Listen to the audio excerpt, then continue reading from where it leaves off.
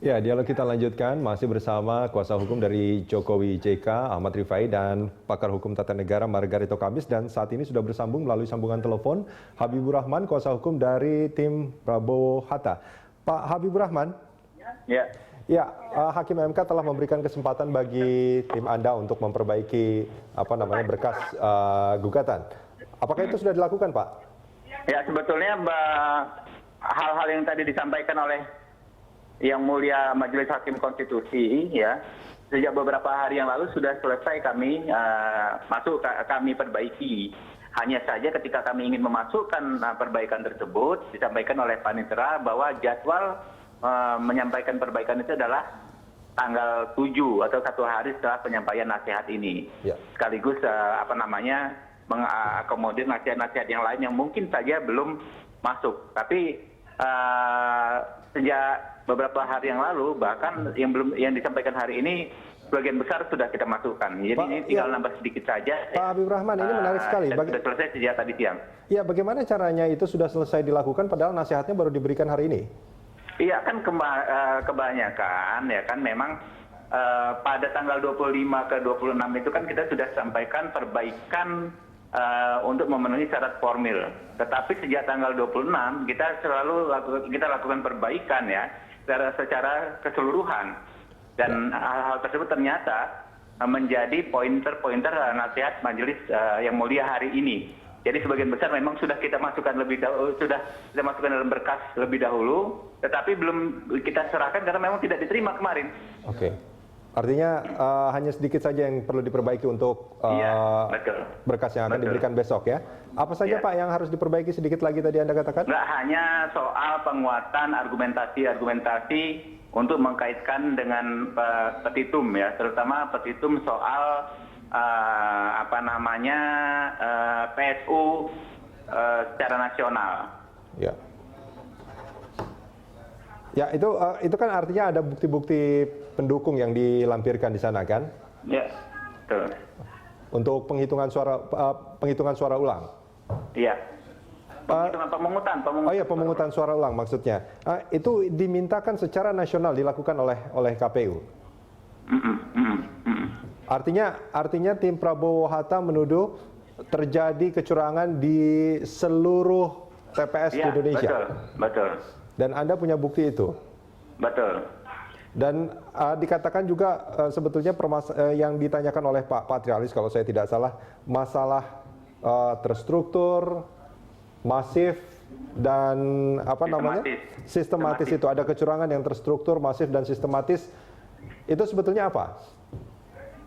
Ya, soal TSM ya sebetulnya kan itu kan sudah menjadi pengertian yang umum di persidangan Mahkamah Konstitusi. Hanya saja tadi memang Yang Mulia Hakim Konstitusi Patrialis Akbar meminta kita untuk menguraikan secara per definisi TSM itu apa dulu, ya kan, baru menunjukkan contoh-contoh konkretnya. Nah, contoh-contoh konkretnya kan memang kita sudah kita sampaikan semua. Ya, artinya kecurangan itu kan dilakukan secara terstruktur, sistematis dan masif itu.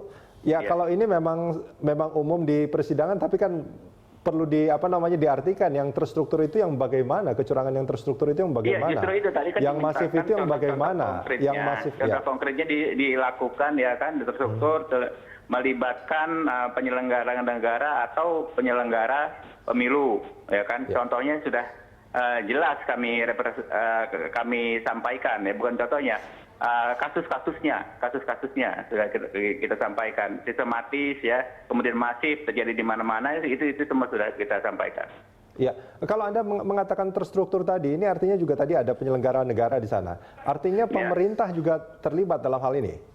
Ya, ada kasus di mana penyelenggara negara dan ada secara spesifik penyelenggara negara, dalam hal ini penyelenggara pemilu, yaitu KPU. Iya. Kalau penyelenggara negara tentu kan kita ada seperti misalnya di Kalimantan Tengah ya, kemudian di Jawa Tengah ya, adanya aktivitas untuk mengarahkan ya Ya. penyelenggara negara Baik. PNS untuk Ya. pasangan tertentu. Ya, itu kan contoh Pak Habibur Rahman. Bagaimana dengan di Jawa Contoh Barat misalnya? Apakah itu perlu juga dilakukan kasus PSU? yang kita sampaikan. Ya. Ya, itu beberapa contoh yang Anda sampaikan. Artinya kan tadi Anda mengatakan ada harus PSU di seluruh wilayah Indonesia, termasuk Jawa Barat? Kalau PSU, kalau Anda kata PSU itu terkait seluruh Indonesia. Termasuk di Jawa Barat? Dengan kasus, ya termasuk di Jawa Barat, terkait dengan kasus ya, pencetakan surat suara yang tidak sesuai dengan ketentuan undang-undang. Contohnya apa itu? Ya itu dia, pencetakan surat suara melebihi ya kan jumlah DPT plus 2% dari DPT. Oke. Itu di seluruh Indonesia. Ya, baik. Pak Habibur Rahman, itu terkait penyelenggara pemilu. Ya. Selain itu juga kalau saya tidak salah juga ada masalah politik uang. Ya. Ada pengerahan yang dilakukan oleh pejabat-pejabat daerah. Ya. Artinya ini dilakukan oleh pihak Capres nomor 2. Ya. Anda juga menuduh mereka melakukan itu artinya? Iya. Baik. Pak Ahmad Rifai. Ya, saya kira saya yakin betul bahwa mereka tidak akan pernah bisa membuktikan gitu. Satu hal bahwa bagaimana bisa mereka mengatakan terstruktur. Loh, ini partai-partai pendukung yang banyak itu pendukung nomor 1 kok. Kemudian yang pernah menjadi mantan Menko juga seorang calon nomor 1, nomor 2 pun gubernur. Bagaimana bisa merangkaikan hukumnya, bagaimana bisa mengkonstruksi hukumnya, mereka mengatakan bahwa nomor 2 telah melakukan itu semuanya. Ini saya yakin bahwa mereka hanya merupakan sebagai bentuk mengatakan bahwa terjadi pelanggaran-pelanggaran masif, terstruktur, dan sistematis. Itu adalah merupakan suatu bentuk kekecewaan saja sebenarnya. Tetapi saya meyakini mereka tidak mempunyai bukti itu yang cukup akurat. Oh ya? Dan kami pun juga melakukan hal yang sama. Kami juga mempunyai beberapa bukti juga seperti itu. Tapi saya yakini bahwa ini adalah merupakan bentuk-bentuk yang... Tapi karena tidak menang jadi tidak mengajukan permasalahan Saya ke meyakini MK. bahwa ini hanya karena bentuk kekecewaan karena mereka kalah dalam hitungan suara saja. Oh ya, kita tanya, Ya. Pak Habibur Rahman tidak punya bukti? Kalau bukti ya sampai saat ini itu kita teman-teman sampai kenger tuh. Ya kan, melegalisir ya, nasehal barang bukti. Dan bukti kan terlalu prematur kalau ngomong kita nggak punya bukti saat ini, baru saat persidangan pertama. Padahal tadi jelas-jelas ya kan penyampaian bukti itu bisa sampai dengan acara pembuktian gitu loh.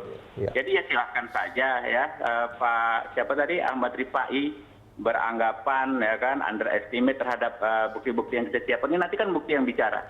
Iya. Ini tim Ahmad Rifai juga dari tim Jokowi JK juga punya bukti juga bahwa tim Prabowo Hatta juga itu ada pelanggaran-pelanggaran Pasti. juga. Ya, ini pasti. akan menjadi pertarungan buka-bukaan kecurangan artinya. Sebenarnya bukan kecurangan ya, tetapi bagaimana yang satu hal yang terpenting adalah karena mereka mengajukan permohonan itu dan mereka harus membuktikan itu. Banyak mereka mengumpulkan berbagai ribuan bukti, tetapi kalau tidak ada keterkaitan dengan pokok perkara itu juga tidak akan ada artinya. Ini semuanya saya pikir terkait dengan pokok perkara. Iya, pokok perkara seperti apa lebih dulu? Taruhlah sekarang mengatakan kami mempunyai bukti sekian kontainer. Tetapi kalau kemudian yang dibuktikan adalah hal lain yang mereka hanya menunjukkan bukti yang sekian banyak, toh juga tidak ada artinya juga. Kemudian mereka mempunyai saksi, ribuan saksi bisa dihadirkan di situ.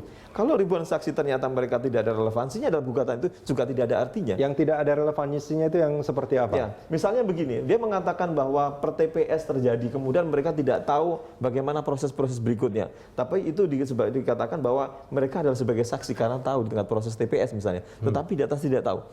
Banyak hal-hal yang mereka mengatakan mempunyai saksi dan lain sebagainya, tetapi mereka tidak mempunyai kekuatan hukum yang sangat kuat ketika itu dalam proses pembuktian. Dan itu hal sering terjadi. Pak Margarito, tanggapannya soal ini? Ya, begini, itu pada akhirnya Anda bertarung bukti. Benar. Battle of fact tadi Anda katakan. Battle of fact itu dan battle of proof itu yang akan dipanggungkan di dalam sidang ini. Jadi tidak ada faedahnya juga berdebat di luar gitu. Karena pada akhirnya sekali lagi di court itulah semuanya dibuka. Lalu akan dinilai. Benar. Jangan-jangan salah. Saya heran saja, sorry. Ya, gimana? Ya saya heran saja, ini banyak pihak menilai bukti kita lemah, menilai saksi kita tidak relevan, ya kan. Padahal persidangan ini kan masih tahap pemeriksaan persiapan. Tadi masih tahap pemberian nasihat dari Majelis Hakim yang Mulia. Ya. Jadi kita belum menghadirkan saksi-saksi, ya kan, belum mereka juga belum lihat bukti-buktinya gitu loh. Jadi menurut saya ini kan sikap yang terlalu prematur ya. Ya silakan saja kalau ingin seperti itu. Cuma memang agak aneh lah menurut saya ya kalau kita bersikap menyikapi sesuatu yang belum diketahui jelas gitu loh, belum dilihat wujudnya ya kan sudah dinilai gitu. Ya, Pak Habibur Rahman, ini kalau saya mencoba untuk mengutip di salah satu media online terkait suara. Ini sebetulnya angka Prabowo Hatta itu yang memenangkan Prabowo Hatta itu padahal datanya juga dari berkas C1, D1, DA1 dan seterusnya ya. Artinya itu memang kalau misalkan form C1 dan seterusnya itu yang milik KPU itu dibuka, maka ini akan terlihat jelas hasilnya. Atau sebetulnya ada berkas lain atau data lain yang sebetulnya menunjukkan bahwa Prabowo Hatta unggul dalam Pilpres kemarin. Yang nggak ada lain, bukti kami adalah yang kami peroleh dari saksi-saksi dari tingkatan TPS sampai di tingkatan nasional. Saksi-saksi itu mulai TPS ya kan C1 ya kan, kemudian formulir rekapitulasi di tingkatan di atasnya sampai dengan tingkatan nasional. Nggak ada lain dari situ sumbernya. Dan kalau ketika terjadi perbedaan tinggal kita sandingkan saja. Nanti kan ada saksi ya kan, yang mana yang lebih meyakinkan gitu. Baik. Pak Habibur Rahman, kita akan sambung ini di segmen berikut.